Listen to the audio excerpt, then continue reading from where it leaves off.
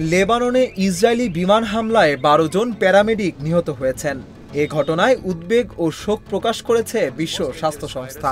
কাতার ভিত্তিক সংবাদ মাধ্যম আল জাজিরার প্রতিবেদনে এ তথ্য জানানো হয়েছে।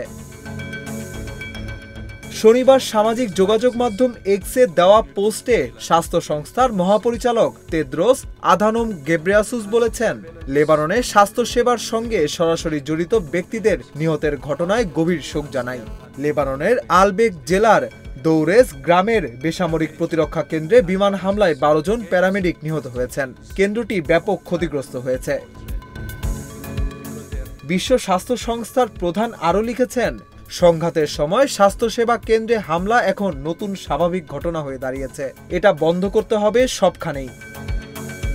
গত বছরের ৭ অক্টোবর ফিলিস্তিনের গাজায় ইসরায়েলি বাহিনী সর্বাত্মক যুদ্ধ শুরু করার পর গাজাবাসীর পক্ষে দাঁড়ায় লেবাননের সশস্ত্র গোষ্ঠী হিজবুল্লাহ। তারা ইসরায়েলের বিরুদ্ধে মাঝে মাঝেই হামলা করতে শুরু করে। পরে ইসরায়েলও পাল্টা হামলা চালাতে শুরু করে লেবাননে।